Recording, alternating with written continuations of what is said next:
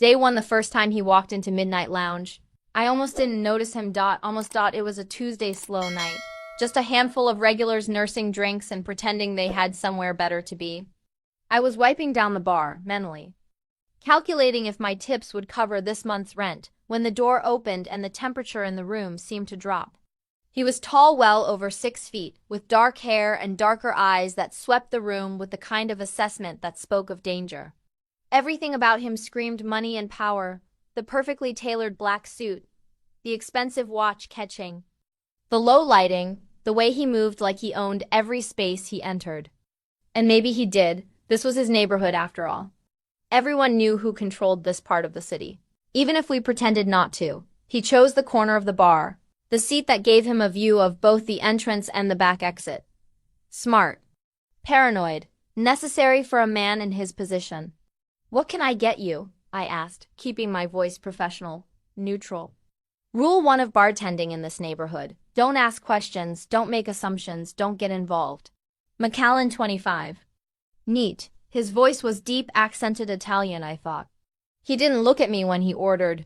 His eyes still scanning the room, I poured the expensive scotch we kept it on hand for exactly this type of clientele and set it in front of him. $45. He pulled out cash, laying down 100 without asking for change. Our eyes met for the first time, and I felt something electric pass between us. His eyes were nearly black in the dim lighting, intelligent and assessing. "Keep it," he said simply. I nodded my thanks and moved away, giving him space. The rest of the night, I was hyper-aware of him sitting there, nursing his single drink for 2 hours, watching everything and everyone. He left at 11:30 exactly, and I released a breath I hadn't realized I'd been holding. Day 47, he came every Tuesday and Thursday.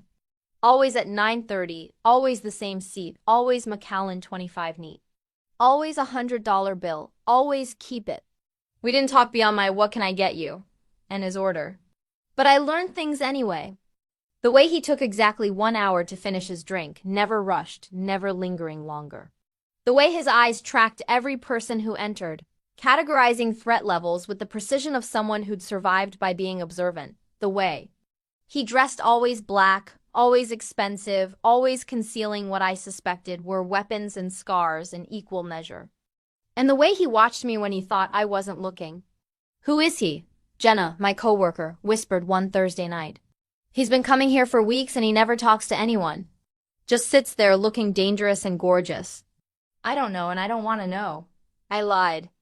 Because I did know, or at least I knew enough. Luca Caruso, head of the Caruso crime family, owner of half the businesses in this neighborhood, including, I suspected, the bar where I worked. A man whose name people whispered with fear and respect in equal measure. And for some reason, he'd made my bar his regular spot.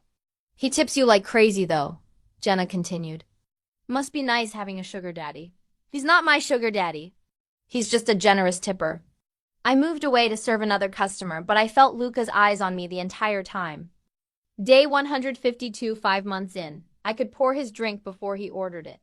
I'd have the Macallan ready when he walked through the door at exactly 9:30. Set it on his corner spot, and he'd nod his thanks without a word.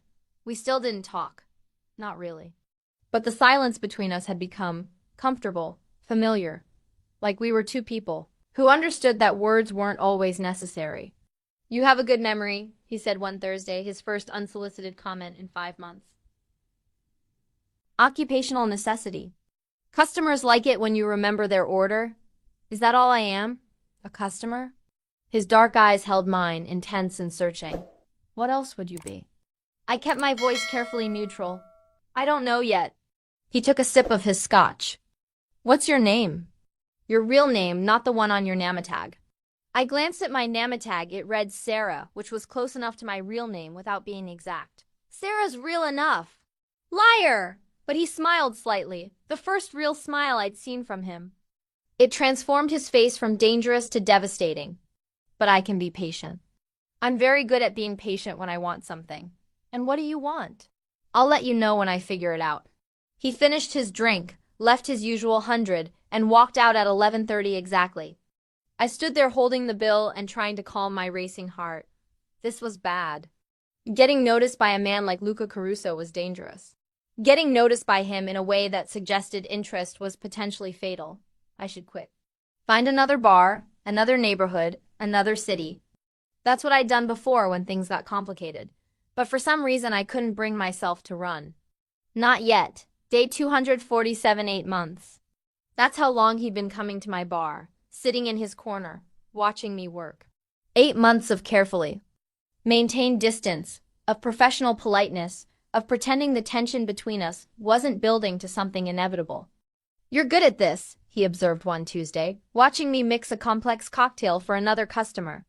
"Not just making drinks, reading people, knowing what they need before they ask. It's my job." I slid the cocktail down the bar with practiced ease. "It's a talent." He swirled the scotch in his glass. "You could do better than this place. Better neighborhood, better clientele, better tips. I like this place."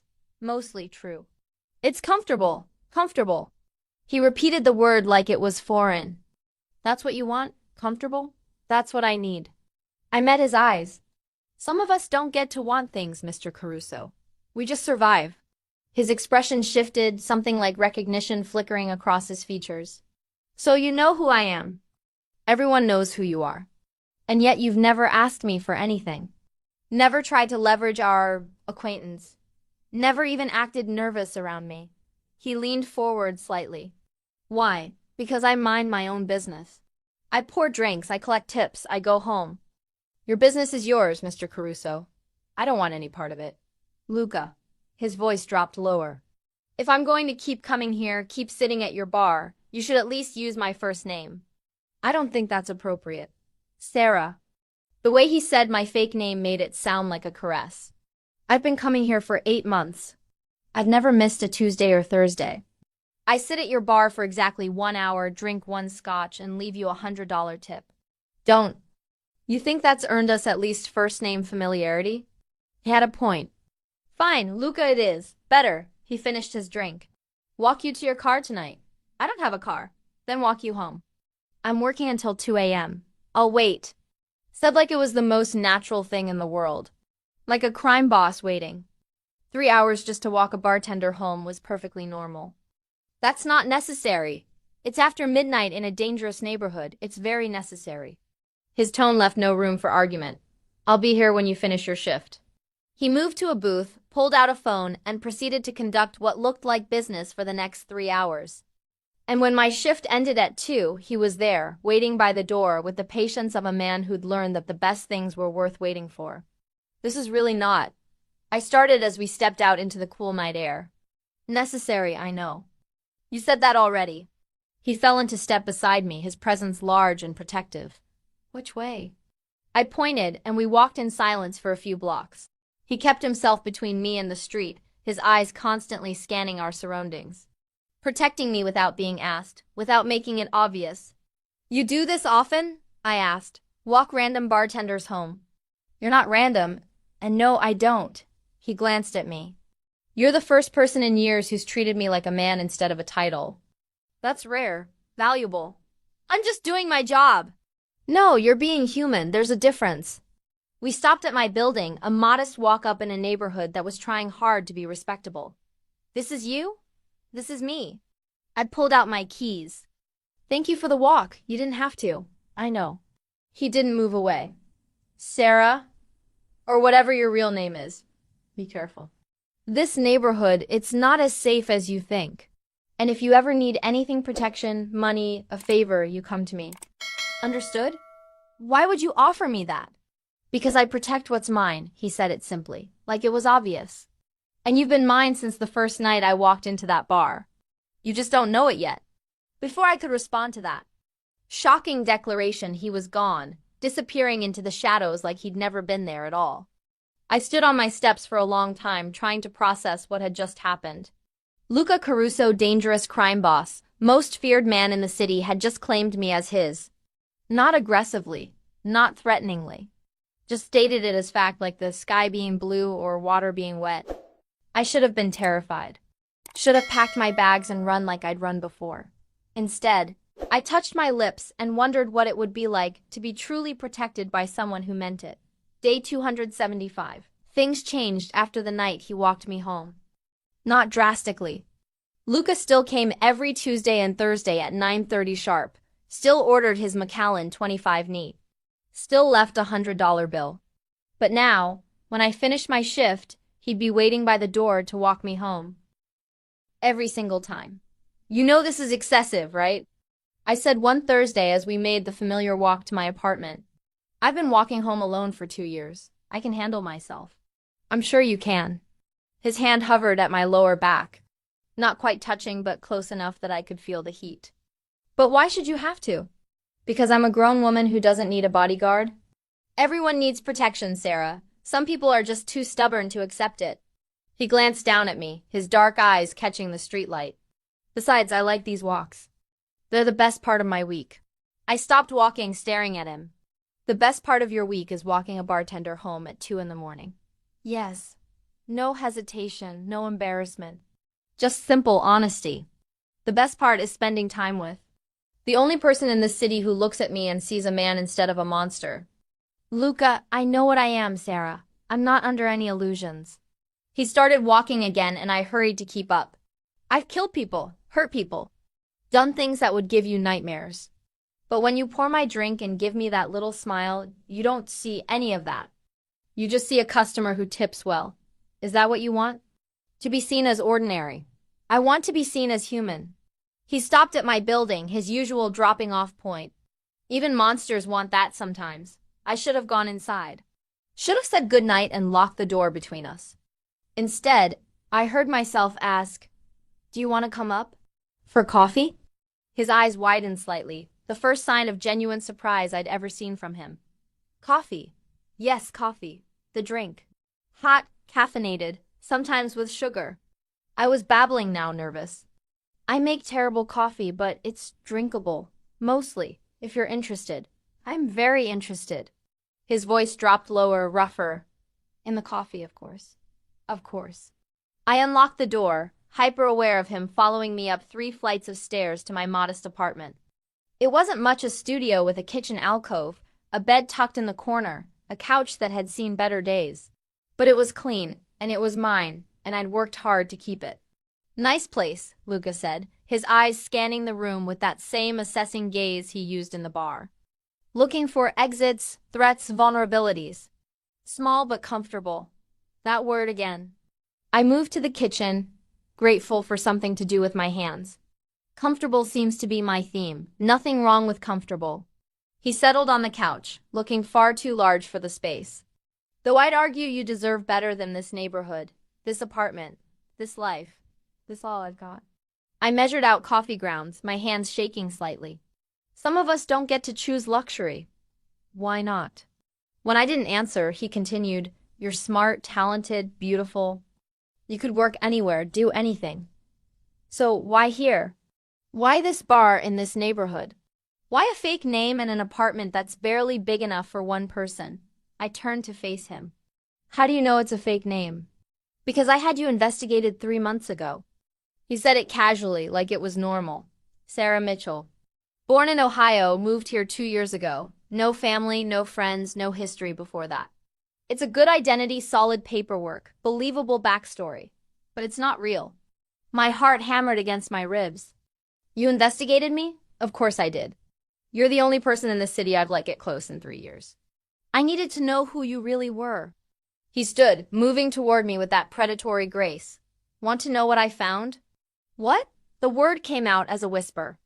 "Nothing. Absolutely nothing before 2 years ago. Which means you're running from something. Or someone." He was close now, close enough that I could smell his cologne, expensive, masculine, with hints of cedar and smoke. "So I'll ask again. Sarah, or whatever your real name is, who are you running from?" I should have lied. Should have maintained the cover story I'd built so carefully. But looking into his dark eyes, seeing genuine concern beneath the dangerous exterior, I found myself telling the truth. "My ex-husband." The words felt like glass in my throat. "His name is Marcus Kane. He was controlling, abusive. When I tried to leave, he said he'd kill me. Said he'd find me wherever I went and make me pay for embarrassing him." Luca's expression went from concern to deadly in a heartbeat. "Where is he now?" "Chicago. At least that's where he was 2 years ago when I ran." I changed my name, moved here, tried to disappear. But I'm always waiting for him to find me. I wrapped my arms around myself. That's why I work at your bar. Cash tips, no paper trail, a neighborhood where people mind their own business. He won't find you. Luca's voice was ice and steel. I'll make sure of it. You can't promise that. I can, and I do. He closed the remaining distance between us, his hands finding my shoulders. You're under my protection now, Sarah. Mine. That means anyone who threatens you threatens me. And people who threaten me end up dead. I don't want you killing people for me. Too late! His thumb traced my cheekbone, gentle despite the violence in his words. I've been protecting you for months without you knowing. Do you think it's a coincidence that your building suddenly got better security? That the drug dealers who used to operate on your corner disappeared? That your landlord stopped trying to raise your rent? I stared at him, pieces clicking into place. That was you! All me. From the first night I walked you home, I've been making sure you're safe. Making sure this neighborhood is safe for you. His hand slid to cut my face. Because I meant what I said, Sarah. You're mine. Have been since. The first time you poured my drink and looked at me like I was human? That's crazy. You don't even know me. I know enough. I know you work double shifts to make rent. I know you give free drinks to the old man who comes in every Thursday because he's lonely. I know you walk home alone at 2 a.m. through dangerous streets without complaint because you're too proud to ask for help. I know you're brave and stubborn and too good for the life you're living. His forehead touched mine. And I know that I haven't been able to stop thinking about you for 10 months. That I go to sleep seeing your face and wake up planning excuses to spend more time at your bar. That I'm obsessed with you in a way that should probably concern both of us. Luca, I'm not asking you to love me. Not yet. But I am asking you to let me protect you. Let me move you somewhere safer. Somewhere that bastard ex-husband will never find you. Let me give you the life you deserve instead of the one you're settling for. I can't just accept that from you. I'd owe you. You owe me nothing. His voice was fierce. This isn't a transaction, Sarah. This is me claiming what's mine. And you're mine whether you've accepted it yet or not. The coffee machine beeped, breaking the intensity of the moment. I pulled away, needing space to think. This is moving too fast. You're talking about moving me, protecting me, claiming me. We've barely had a real conversation. We've had 10 months of conversations without words. I know you better than I've known anyone. He didn't follow me to the kitchen, giving me space. But you're right. This is fast. So here's what we'll do. You think about it. Think about letting me take care of you properly. And in the meantime, I'll keep coming to your bar, keep walking you home, keep making sure you're safe. No pressure, no expectations, just possibility. I poured 2 cups of coffee with shaking hands. And if I say no, if I decide I don't want your protection or your claiming, then I'll respect that. But his eyes said he already knew what my answer would be. Though I'll still make sure you're safe. Can't help that. It's not negotiable. Possessive much? Extremely. He accepted the coffee, taking a sip. You were right. This is terrible coffee. Despite everything, I laughed. I warned you. You did. He set down the cup. I should go. It's late and you need sleep. But Sarah? Thank you for trusting me with the truth about your ex. I promise you he'll never hurt you again. How can you promise that? Because as of tomorrow morning, I'll have people watching him. Making sure he stays in Chicago, far away from you. And if he does try to come here, if he does try to find you. His smile was cold and deadly. He'll disappear. Permanently. He moved to the door, then paused. One more thing. How long is your lease on this place? 2 months left. Why? Because in 2 months you're moving. Somewhere better, somewhere I can protect you properly. You can argue with me about it later, but it's happening. Consider this your advance notice. He opened the door. Good night, Sarah. I'll see you Tuesday. After he left, I sat on my terrible couch, drinking my terrible coffee, and tried to process what had just happened. Luca Caruso had just declared me his, had been protecting me for months, had threatened to kill my ex-husband if he came near me, had decided I was moving in 2 months whether I agreed or not. It should have terrified me. The possessiveness, the certainty, the casual violence. But instead, I felt safe. For the first time in 2 years, I felt like maybe I could stop running. Stop looking over my shoulder. Stop living in fear that Marcus would find me and make good on his threats. Because I had something now that I hadn't had before. Protection. Real. Dangerous, absolute protection from a man who meant every word he said. I touched my face where his hand had been, remembering the gentleness mixed with possession. Luca Caruso was dangerous, violent, and absolutely ruthless, but with me he'd been careful. Protective. Almost tender. Maybe monsters could be gentle. Maybe they just needed someone worth being gentle for. My phone buzzed. A text from an unknown number. Sleep well. You're safe. Lee saved the number and sent back. How did you get my number? His response was immediate. I have my ways. Also, new locks are being installed on your door tomorrow. Better ones. The current ones are a joke, possessive and controlling. Great combination, don't you have no idea. Good night, Sarah. I fell asleep smiling. And for the first time in 2 years, I didn't have nightmares about Marcus finding me. Day 289, true to his word. New locks appeared on my door the next morning. Professional grade, the kind that would take serious effort to break through. The locksmith, clearly one of Luca's men, refused payment and was gone before I could ask questions.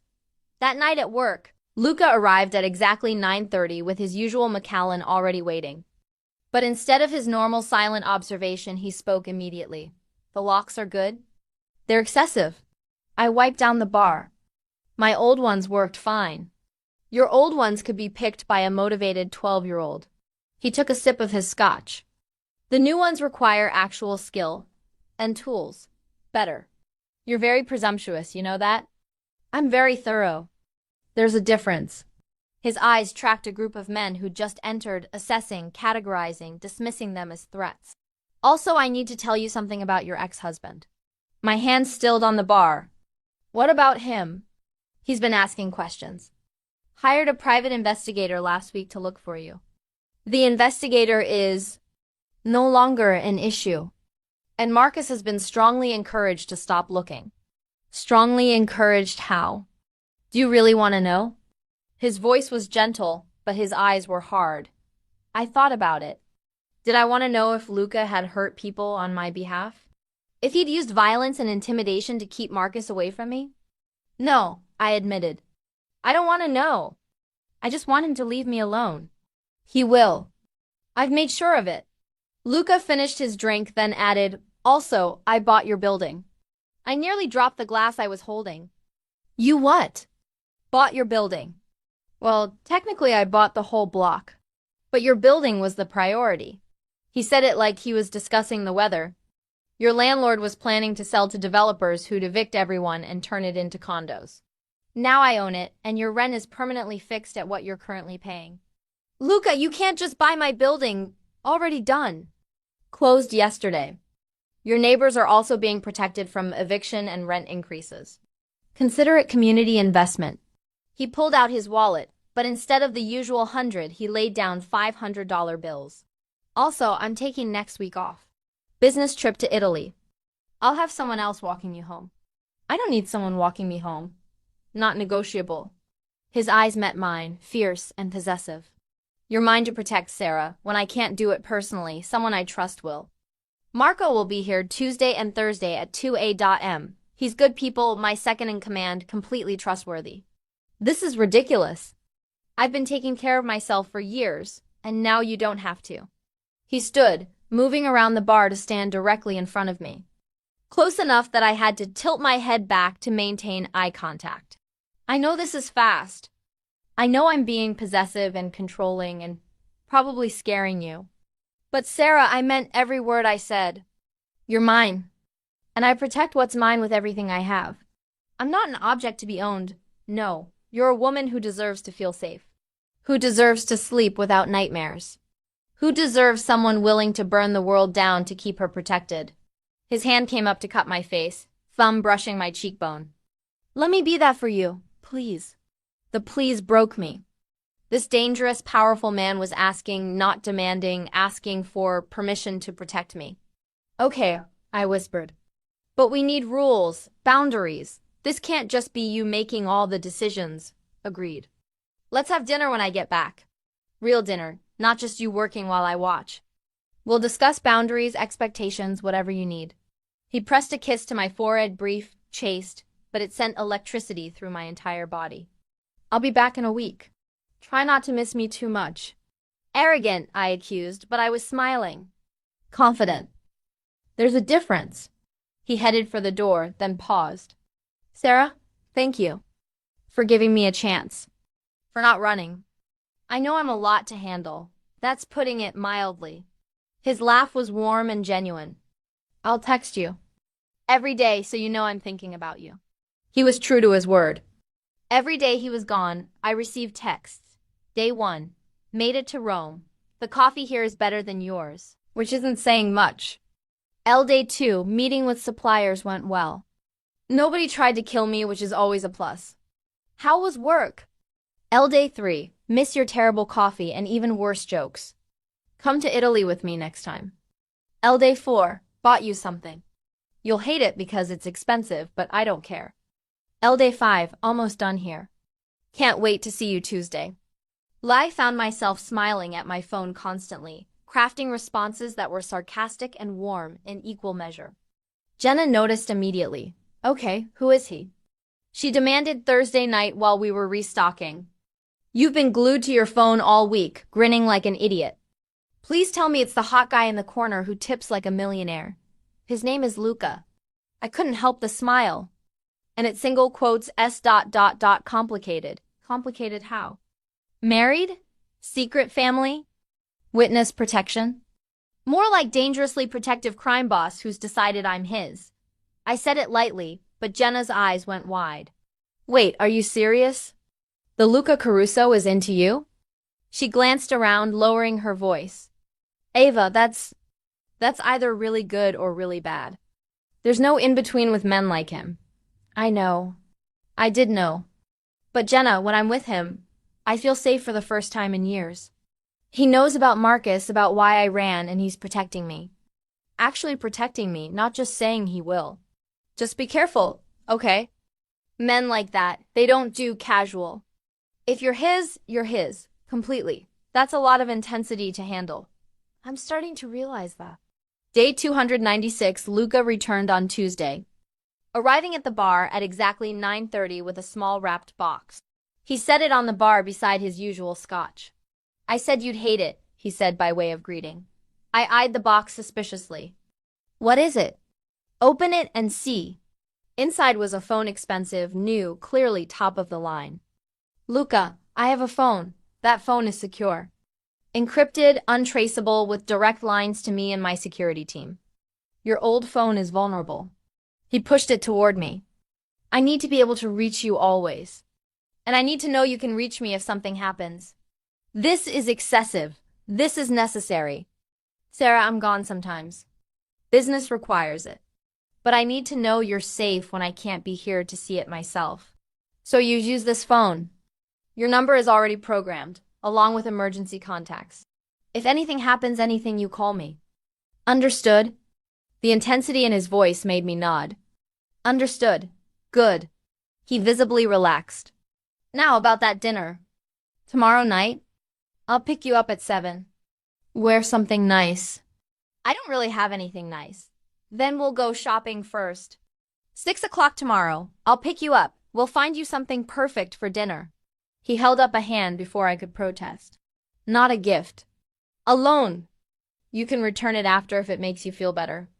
But I want to take you somewhere nice, and you should have something to wear that makes you feel beautiful. You're very pushy. I'm very determined. Different thing. His eyes softened. I missed you. A week felt like a month. You texted me every day. Not the same as seeing you. Hearing your voice. Watching you work. He finished his drink. One more thing before I walk you home. Your ex-husband? He's officially no longer a problem. My heart stopped. What does that mean? It means he signed paperwork agreeing to never contact you, never look for you, never even think about you. He violated a restraining order I had filed on your behalf, and he's now under federal investigation for fraud. He'll be too busy fighting those charges to bother you ever again. You had him investigated? I had him destroyed. No apology in his voice. He hurt you. Threatened you. Made you run and hide and live in fear. That's unacceptable. So I made sure he'd never have the power to hurt anyone again. I should have been horrified. Should have questioned the morality of using that kind of power against someone. But all I felt was relief. Thank you. You don't thank me for protecting you. That's not how this works. He stood, offering his hand. Ready to go home? The walk to my apartment was quiet but comfortable. When we arrived, Luca didn't immediately leave like usual. Instead, he turned to face me on the steps. Sarah, I need to tell you something. About me, about my life, about what being with me means. Okay. I'm not a good man. I've killed people not in self-defense, not accidentally, but deliberately. I run an organization that deals in things that aren't always legal. I have enemies who would hurt anyone I care about to get to me. Being with me, accepting my protection, it puts a target on your back that wasn't there before. I know what you are, Luca. Do you? His hand cupped my face. Because once we cross this line, once we make this official, there's no going back. You become mine completely. Protected, cared for, given everything you need. But also claimed, possessed, kept. I'm not good at sharing, Sarah. I'm not good at casual. If you're mine forever. That's a lot of pressure for a first date we haven't even had yet. I know. Which is why I'm giving you one more chance to run. After tomorrow, after dinner, I'm not letting you go. So if you have doubts, if you think this is too much, tell me now. I'll back off, leave you alone, let you live your comfortable little life without me in it. I looked at him, really looked at him. Saw past the dangerous crime boss to the man beneath. Someone who'd spent 10 months coming to my bar just to be near me. Who'd protected me without being asked. Who'd destroyed my ex-husband's life to keep me safe.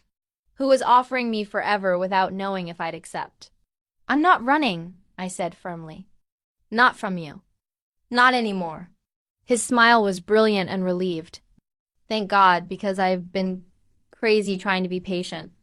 Trying to give you space and time to decide. I'm not a patient man, Sarah. Not when it comes to things I want. And I want you more than I've wanted anything in my entire life. That's very intense for someone you've barely had a real conversation with. I've had 10 months of conversations with you. Just not with words. He pressed a kiss to my forehead. Get some sleep. Tomorrow we go shopping, then dinner, then I'd tell you everything about my life. And then... He paused, his voice dropping lower. Then we decide what comes next. I think I already know what comes next. Do you? His eyes darkened with heat and promise. You said it yourself. I'm yours. Have been since the first night you walked into my bar.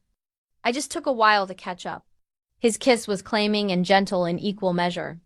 His lips moved against mine with the confidence of a man who knew exactly what he wanted and was finally allowed to take it. When we broke apart, we were both breathing hard. Tomorrow, he said firmly, stepping back before things could escalate. Tomorrow I'll do this properly. Court you like you deserve. But, Sarah? That kiss was a promise. Of what's coming. Of what will be. So prepare yourself. Because I'm about to turn your comfortable little world completely upside down. I'm counting on it. Day 297.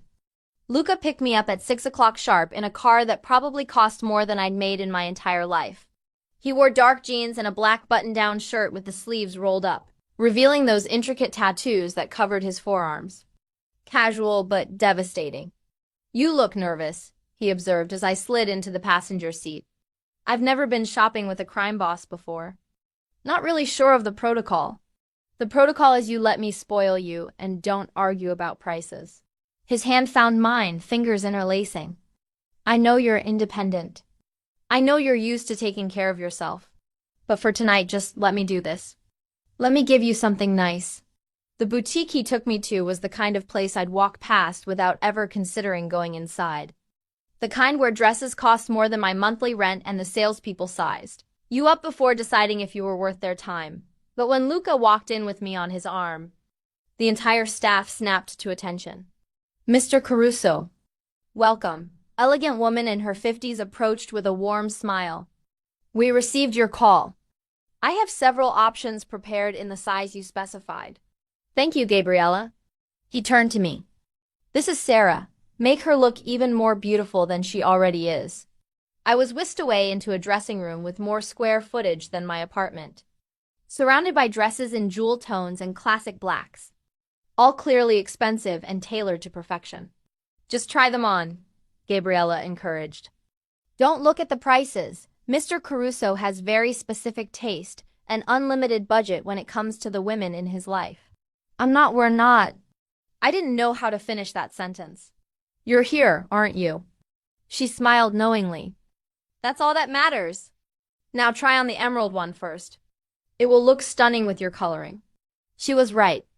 The emerald dress fit like it had been made for me, sophisticated but not stuffy, elegant but not overdone. When I emerged from the dressing room, Luca's eyes went dark with appreciation. That's the one, he said immediately. We'll take it. Don't you want to see the other options? Gabriella asked. No, that's perfect. His gaze never left me. Sarah, go change. We need to get to dinner. In the car afterward, with the dress carefully packaged in the back seat, I finally asked, how much was it? Doesn't matter. Luca, it doesn't matter, he repeated, his voice firm but gentle. Money is a tool, Sarah. I have more than I could spend in 10 lifetimes. Spending it on you, making you happy, that's worth more than whatever number was on that tag. I'm not comfortable with you spending money on me. Then get comfortable. He glanced at me. Because this is who I am. I take care of what's mine. And you, Sarah Mitchell, or whatever your real name is, are mine. That means nice things, safe housing, protection, everything you need. Not because you owe me, not because I expect anything in return. Just because I can and I want to. This is going to take some getting used to. I know. But we have time. He pulled up to a restaurant I'd heard of but never dreamed of entering, the kind of place that required reservations months in advance and had dress codes. Come on, we have the private dining room. No interruptions, no distractions. Just us. The private room was intimate, a single table set for two, soft lighting, a view of the city that took my breath away. As we settled into our seats, wine already poured by an attentive waiter who then disappeared, Luca leaned back and studied me. Ask me anything, he said. About my life, my business, my past. You deserve to know what you're getting into. How did you become this? I gestured vaguely. A crime boss? I inherited it. My father ran the organization before me. When he died 5 years ago, I took over. I was 28, angry and determined to prove I was more than just Antonio Caruso's son. He swirled his wine. I've built the organization into something bigger than what my father left me. More legitimate businesses, better political connections, cleaner operations. But yes, some of what we do is illegal. Mostly money laundering, some smuggling, protection services that technically qualify as extortion. Have you really killed people? Yes, no hesitation. Rivals who threatened my territory. Traitors who betrayed the organization. People who hurt those under my protection. I'm not proud of it, but I'm not ashamed either. In my world, you protect what's yours or you lose everything. And I'm yours, not a question. You are! His eyes held mine. Which means anyone who threatens you, anyone who tries to hurt you, they answer to me. I told you what I did to your ex-husband. That wasn't an isolated incident. That's standard procedure for anyone who comes after what's mine. That should scare me. Does it? I thought about it. Really thought about it. No, it should, but it doesn't. Maybe that makes me as twisted as you. Or maybe it makes you someone who understands that the world isn't black and white. That sometimes you need a monster to fight monsters. He reached across the table, his hand covering mine. Tell me about your real life. Before you became Sarah Mitchell, who were you? Someone naive. I took a sip of wine for courage. My name is actually Sophie. Sophie Anderson. I grew up in a small town, went to college. Got married at 23 because I thought that's what you did. Marcus seemed perfect at first, successful lawyer, charming, attentive. By the time I realized he was controlling and abusive, I was isolated from everyone I knew. How long were you married? 3 years. The first year was okay, subtle manipulation I didn't recognize. The second year got worse, controlling what I wore, who I talked to, where I went. The third year, he hit me for the first time. I stared at my wine glass. I stayed for 6 more months, too scared to leave. Finally got the courage to file for divorce. That's when he told me he'd kill me if I left. Said he'd find me wherever I went and make me regret embarrassing him. But you left anyway. Respect colored his voice. I emptied our joint account, bought a fake ID from someone I met at a women's shelter, and drove for 2 days straight. Ended up here, created Sarah Mitchell, and tried to disappear. I looked up at him. That was 2 years ago. I've been waiting for him to find me ever since. He won't. I promise you that. Luca's grip on my hand tightened. Sophie, that's your real name. It is. But I've been Sarah for so long, it feels real now. Then I'll call you Sarah, or Sophie, or anything else you want. His thumb traced circles on my palm. What matters is you're safe now. Under my protection. And I'm very good at keeping my people safe. Dinner arrived, course after perfect course of Italian cuisine that made me understand why this restaurant was legendary. We talked for hours about everything and nothing. His childhood growing up in the organization. My small-town upbringing. His failed engagement 3 years ago to a woman who couldn't handle his life. My dreams of going to culinary school before Marcus crushed that ambition. You could still do it, Luca said over dessert. Culinary school. I'll pay for it. Set you up with the best instructors. Luca, you can't just pay for everything. Why not? I have the money. You have the dream. Seems simple to me. His eyes challenged me. Unless you're going to let your ex-husband steal that dream forever. Let him win even though he's not here. That stung because it was true. That's manipulative. That's honest. You're good at making drinks, Sarah. I've watched you work for 10 months.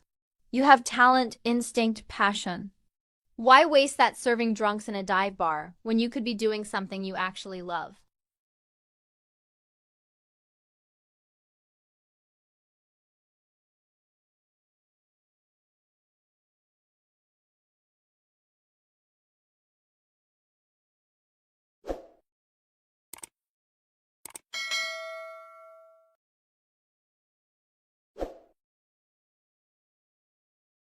Because culinary school costs money I don't have, but I do.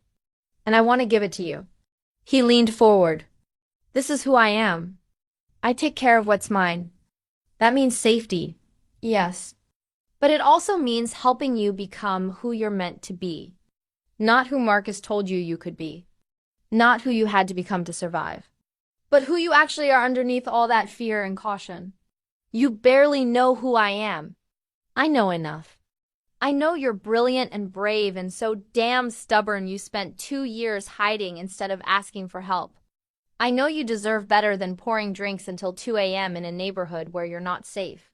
I know you deserve someone who sees your potential and wants to help you reach it.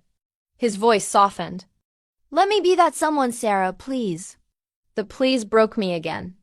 Okay, but as a loan. I'll pay you back. Absolutely not. As a loan, I insisted. Or I don't accept.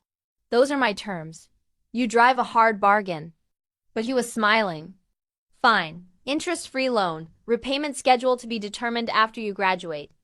Deal? Deal. I felt tears threatening. Why are you doing this? Being so generous with someone you barely know? Because I've been watching you for 10 months. Waiting for you to see what I saw from day one, that you're extraordinary. That you deserve everything I can give you and more. And because, he paused, seeming to struggle with the words. Because I'm falling in love with you. Sarah, have been since the first night you poured my drink and gave me that little smile that said you saw a man, not a monster. My breath caught. That's fast. That's honest.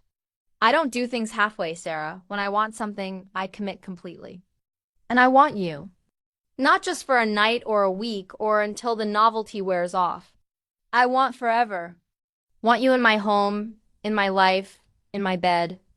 Want to wake up next to you and know that someone understands the darkness I carry.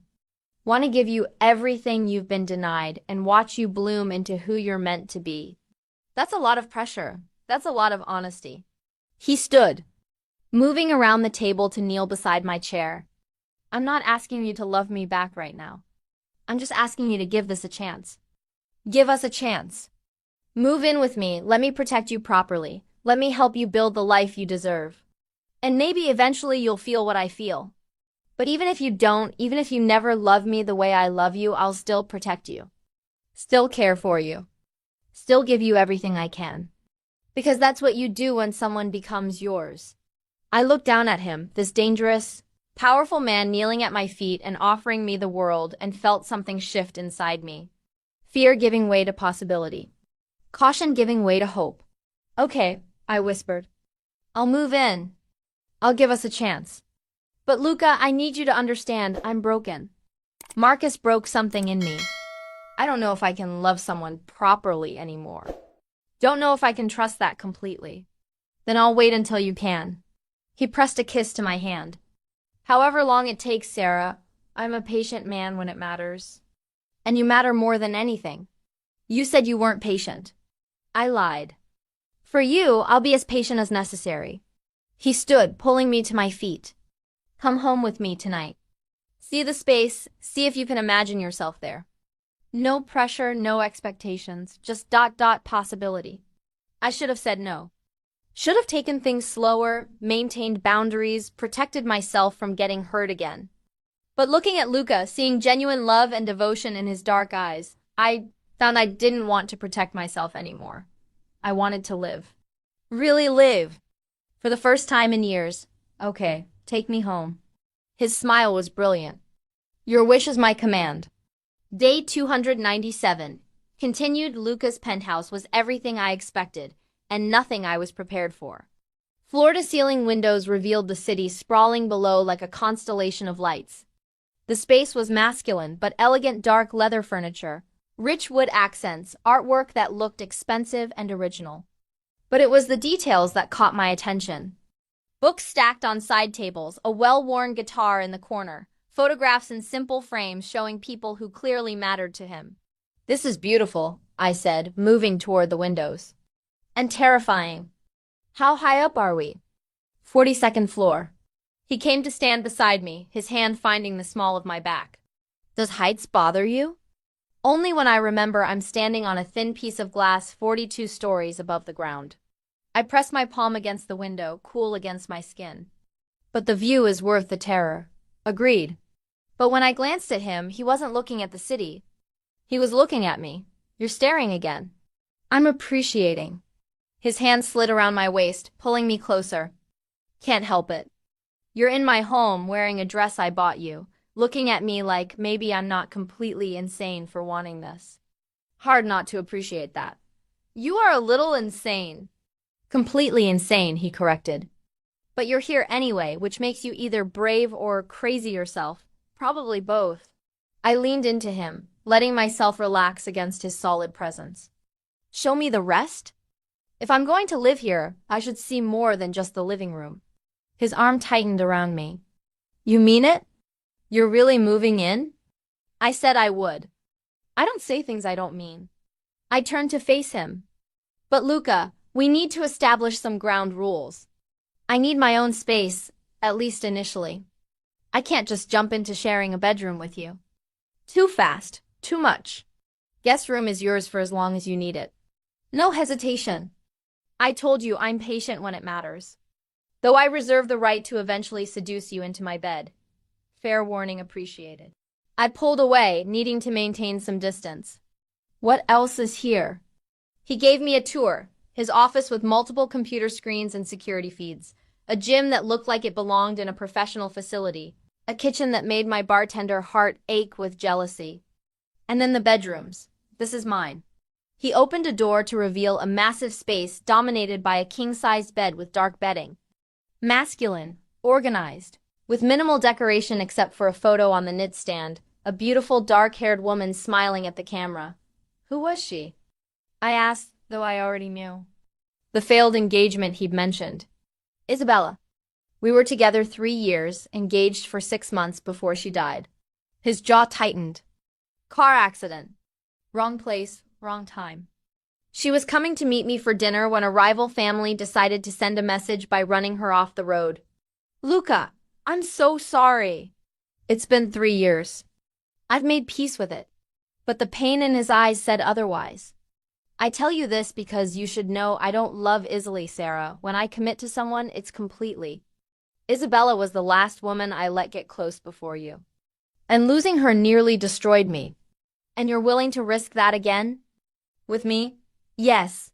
He turned to face me fully. Because you're worth the risk. Worth potentially being destroyed again if it means having you in my life. The weight of that declaration settled over me. No pressure, right? All the pressure. But he smiled. Come on. Let me show you your room. The guest room was as large as his, with its own ensuite bathroom and a closet that opened to reveal clothes already hanging my size. My style clearly prepared in advance. When did you have time to do this? I asked, touching a soft sweater. I've been planning this for weeks. Hoping you'd say yes, preparing for the possibility. He leaned against the doorframe. The bathroom has everything you need, toiletries, towels, whatever. Make yourself comfortable. This is your space, Sarah. Your sanctuary. I won't enter without permission. Thank you. I meant it. For respecting my boundaries. For not pushing. I told you I'm patient. He checked his watch. It's late. You should get some rest. I have an early meeting tomorrow, but I'll be back by noon. We can move your things from your apartment then if you're ready. That fast? Your lease is up in 2 months anyway.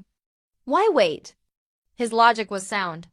Besides, the sooner you're here, the sooner I can stop worrying about you in that neighborhood. I've been fine there for 2 years, and you'll be better here. End of discussion. He moved to leave, then paused. Sarah, thank you. For giving me a chance. For trusting me enough to come here. I know I'm asking a lot. You are. But I'm saying yes anyway. I moved closer, standing on tiptoe to press a kiss to his cheek. Good night, Luca. His hand came up to cup my face, holding me there for a moment.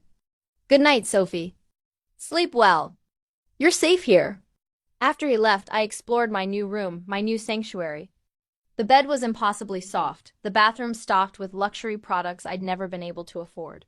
Everything designed for comfort, for safety, for making me feel at home. I changed into the silk pajamas I found in the dresser, my size, of course, and climbed into bed. My phone buzzed. A text from Luca. I'm right next door if you need anything.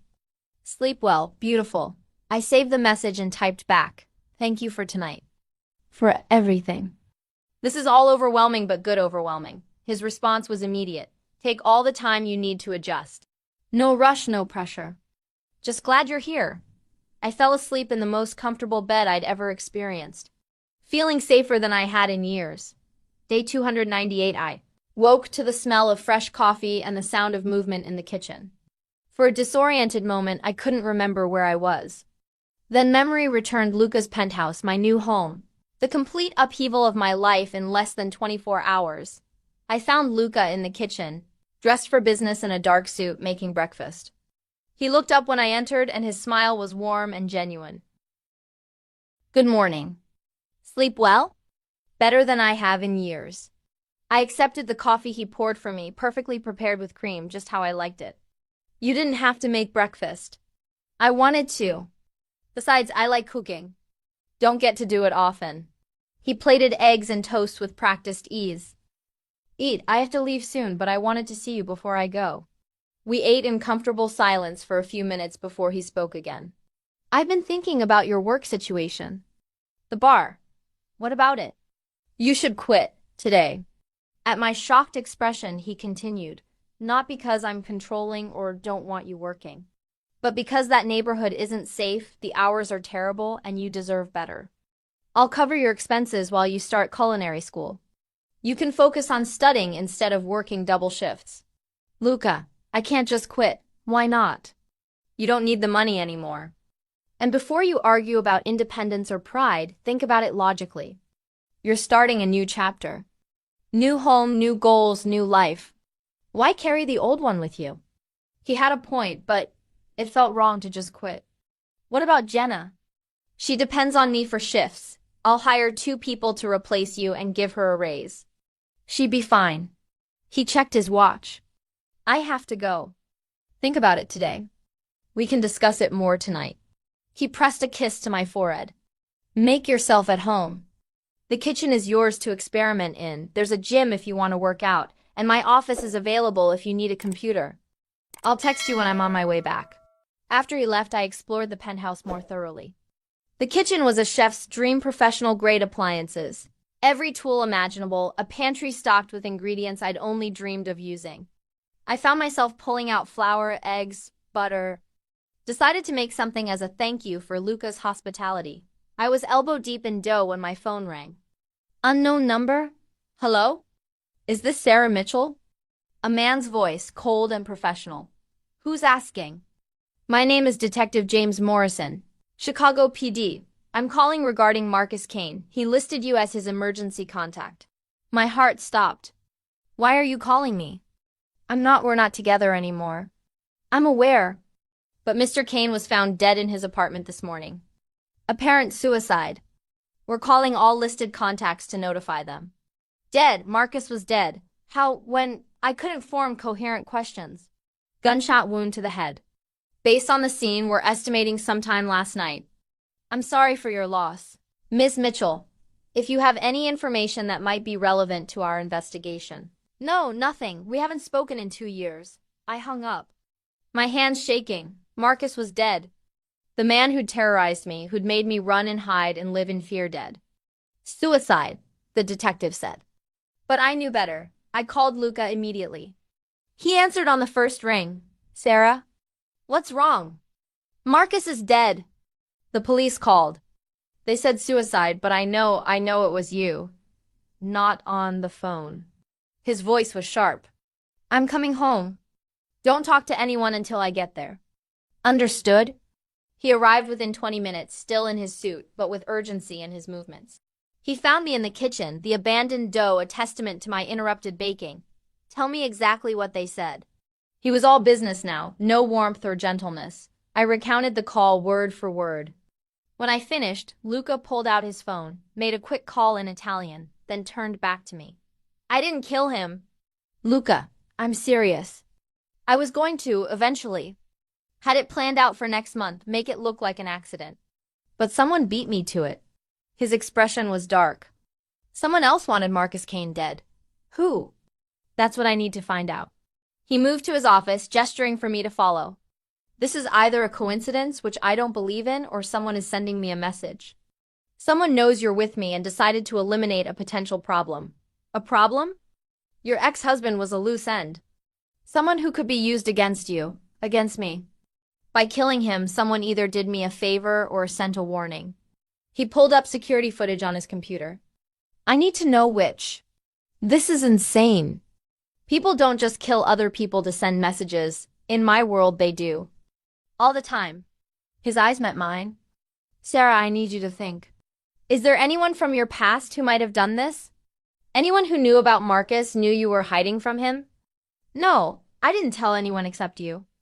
I didn't have anyone to tell. But doubt crept in. Unless, when I got my fake ID, the woman at the shelter, she knew I was running from an abusive husband. But that was 2 years ago.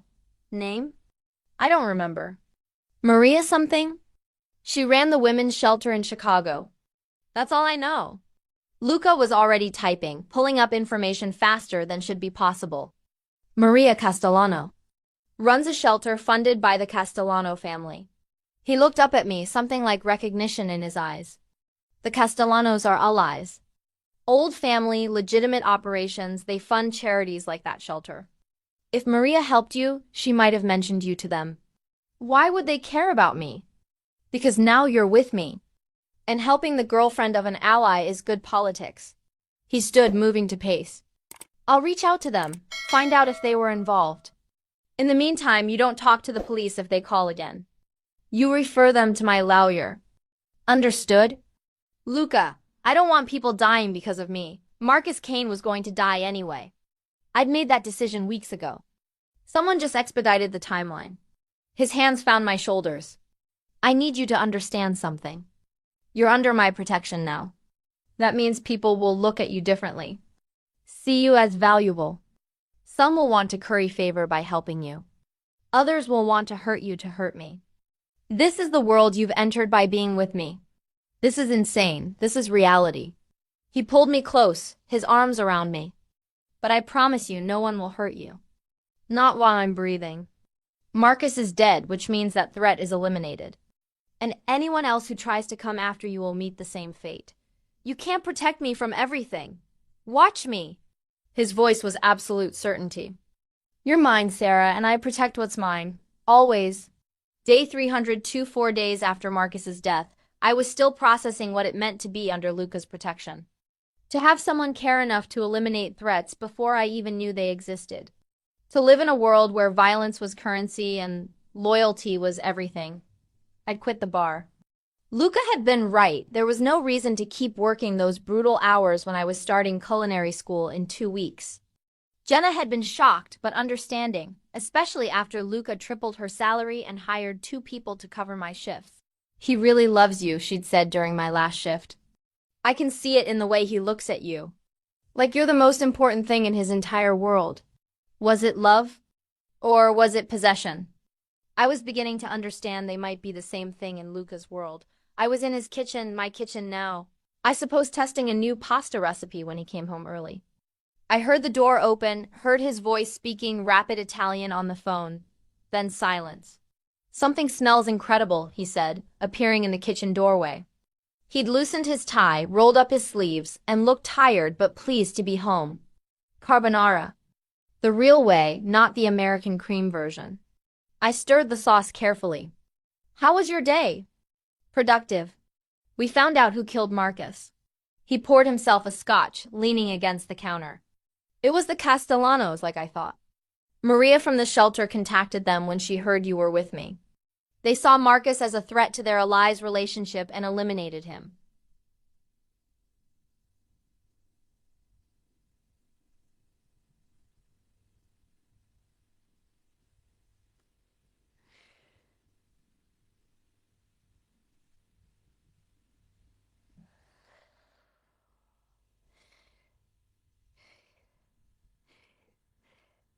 My stomach churned.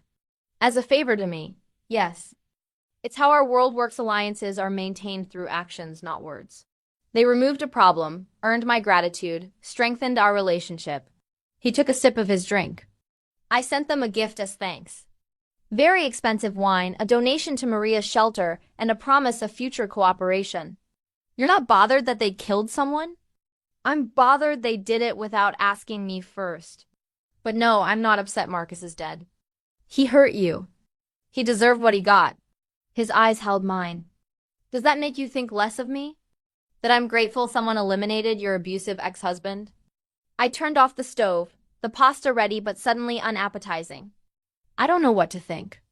Part of me is relieved he's gone. Part of me is horrified people can just be killed like that, like it's nothing. It's not nothing. But it's necessary. He set down his glass, moving closer. In my world, Sarah, you protect what's yours with absolute certainty. Half measures get people killed. Mercy gets people killed. So when someone threatens what's mine, I eliminate that threat completely, permanently. And I'm yours. You are. No hesitation. Which means anyone who threatens you, hurts you, even thinks about hurting you, they answer to me. The Castellanos understood that. Acted on it.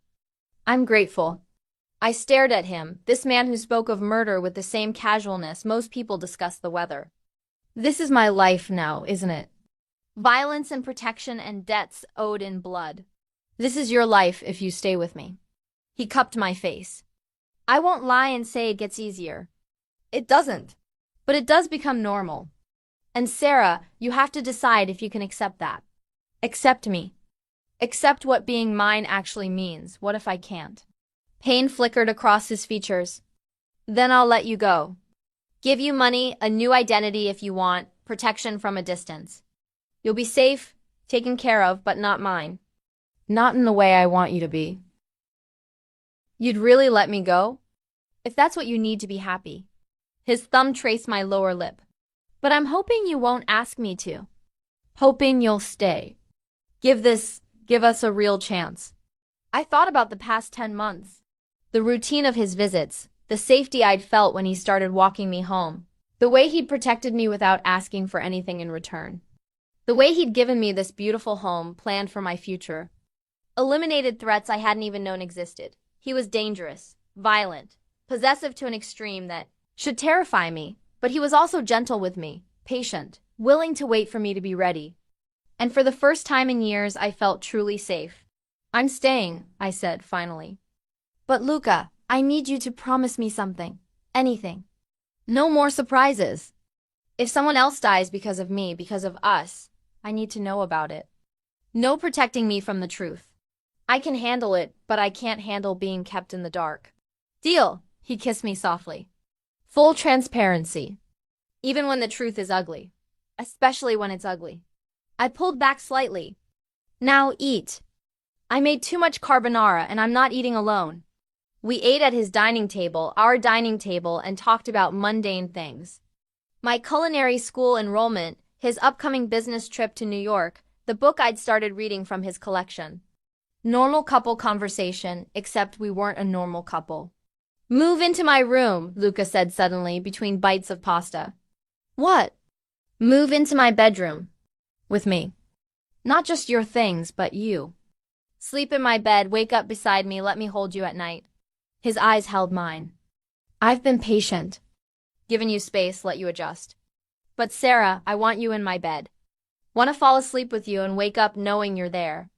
Want that intimacy. Luca, I'm not asking for sex. Not until you're ready. But I am asking for closeness. For the chance to hold you, to feel you beside me, to know you're really mine and not just staying in my guest room like a temporary visitor." His voice roughened with emotion. "Please, I need that." "Need you." The vulnerability in his admission broke down my last walls. Okay. Hope lit his features. "Okay, I'll move into your room tonight, but we're taking things slow physically. I'm not ready for more than sleeping beside you.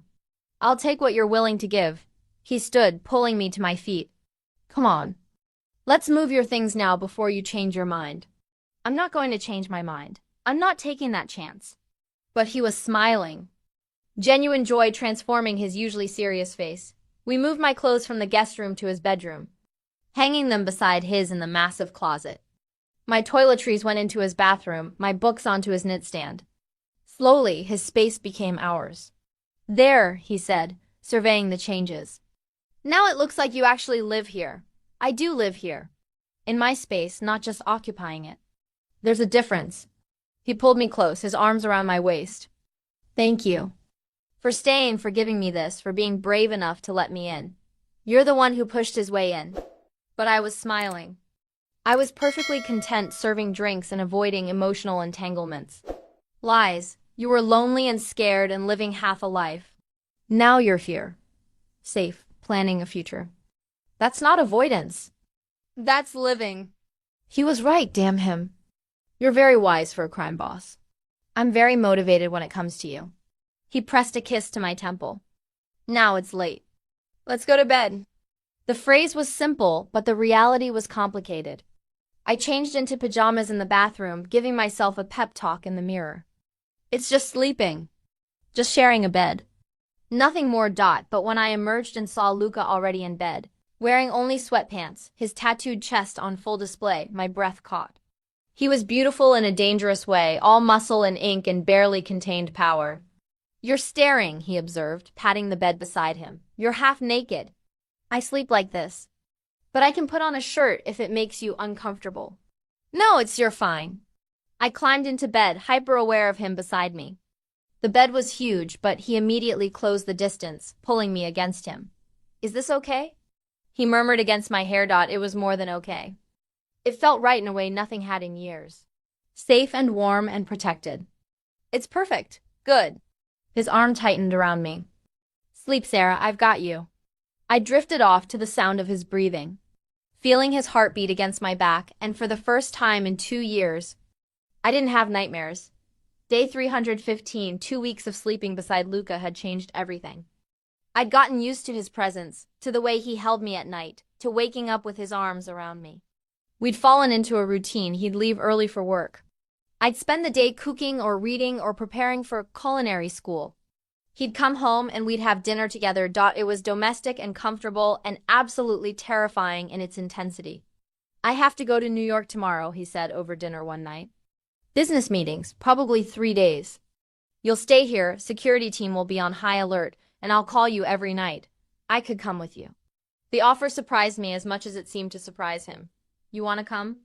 I've never been to New York and ... I hesitated. I don't want to be apart from you for 3 days. His smile was brilliant. Pack a bag. Pack a bag. We leave at 8 and New York was a whirlwind. Luca had meetings during the day, but the nights were ours. He took me to restaurants I'd only read about, showed me the city from perspectives tourists never saw, introduced me to people as my Sarah with obvious pride and possession. On the second night, after an incredible dinner in Little Italy, we were walking back to the hotel when he pulled me into a quiet alley. I need to tell you something, he said, his hands framing my face. And I need you to really hear me. Okay, I love you. Completely. Obsessively. In ways that probably aren't healthy, but I don't care. You've become my entire world, Sarah. My reason for coming home, my motivation for being better, my everything. His eyes held mine, fierce and vulnerable. I know you're not there yet. No, you need time to trust that completely. But I needed you to know. Needed you to understand how serious I am about us. Luca, you don't have to say it back. I'm not asking you to. I just needed you to know that this isn't temporary for me. Isn't casual. This is forever if you'll have me. This is me laying everything at your feet and hoping you'll choose to stay.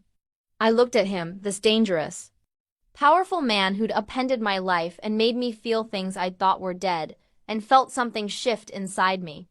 Fear giving way to possibility. Caution giving way to hope. I think I love you too, I whispered. It terrifies me, but I think I do. Yeah.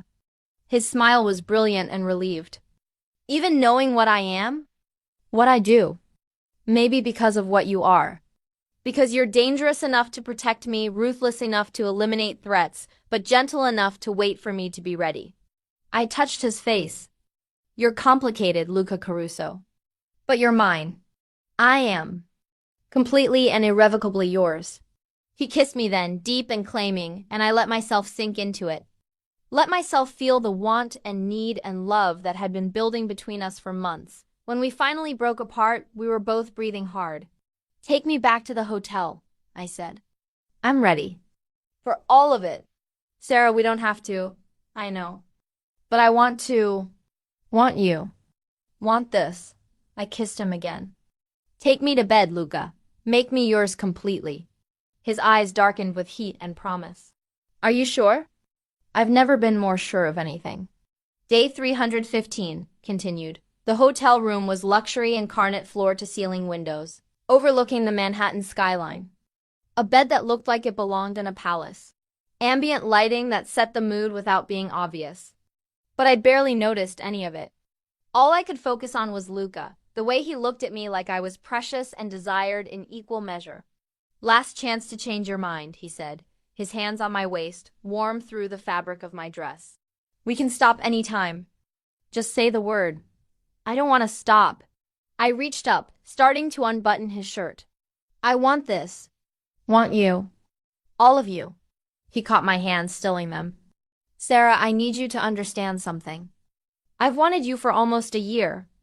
Fantasized about this moment more times than I can count. And now that it's happening, I'm going to take my time.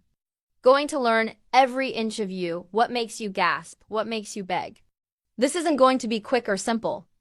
Understood? Heat flooded through me at his words. Understood. Good.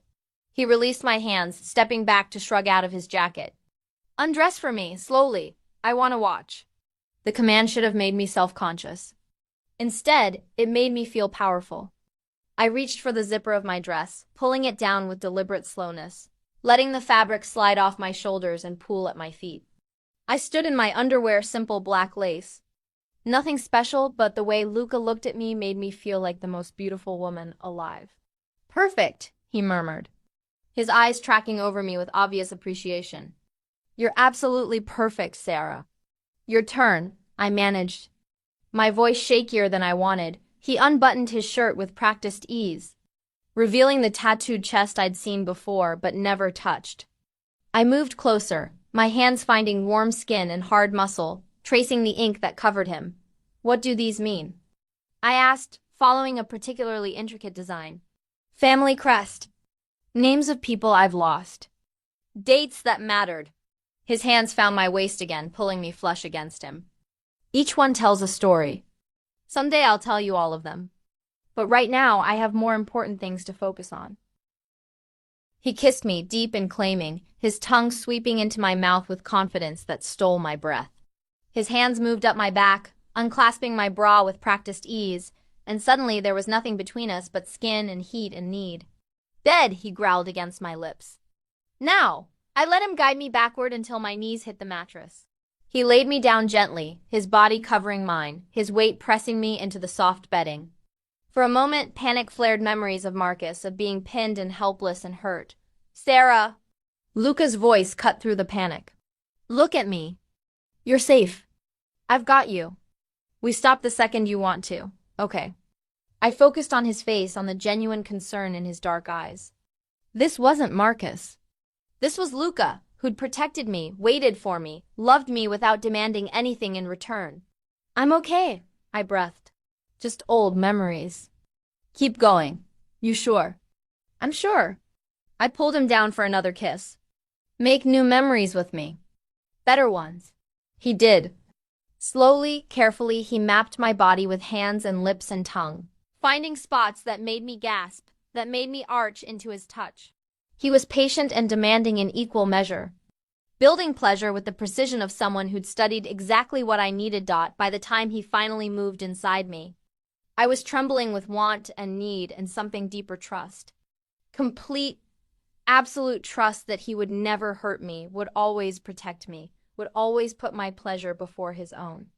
"I love you," he murmured against my throat as we moved together. "God, Sarah, I love you so much."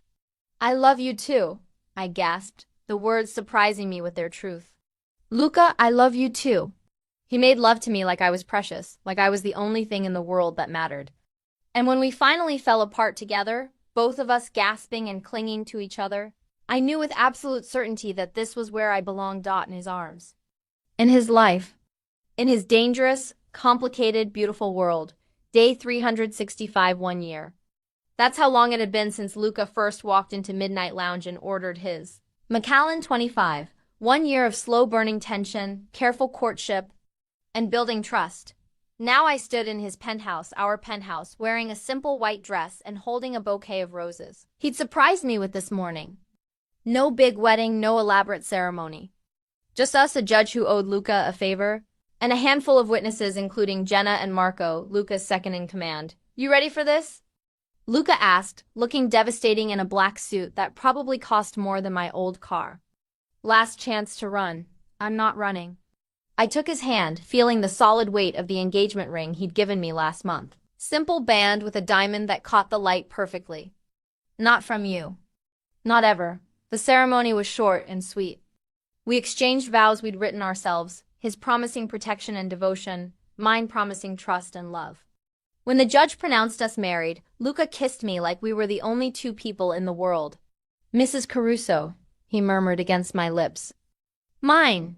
Yours," I agreed. Completely. The reception was equally small, just dinner at Rosa's restaurant with the people who mattered most. Rosa cried and called me Bambina and insisted on making all our favorite dishes. Jenna got drunk and gave a speech about how she knew from the first time she saw us together that we were meant to be. "He looked at you like you were the answer to every question he'd ever asked," she said, tears streaming down her face. "And you looked at him like maybe he wasn't the monster everyone said he was. That's love, you guys. Real, messy, complicated love." She was right. What Luca and I had was complicated.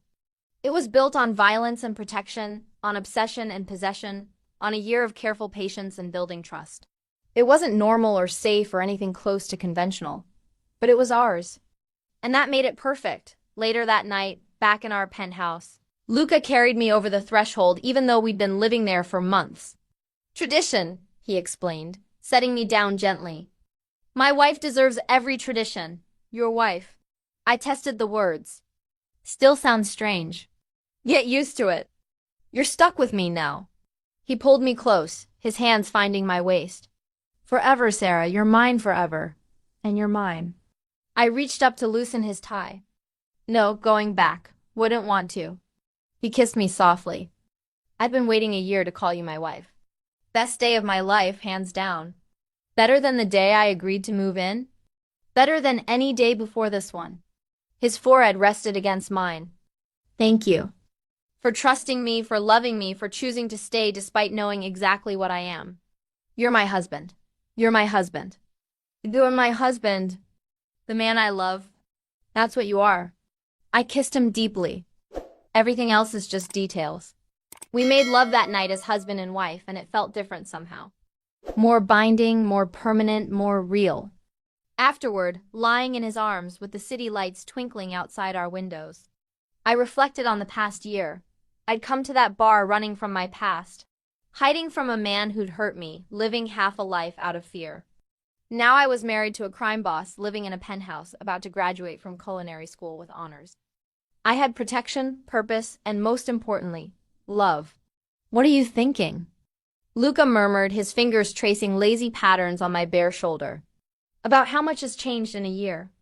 How different my life is now. Better or worse? Better, infinitely better. I turned to face him.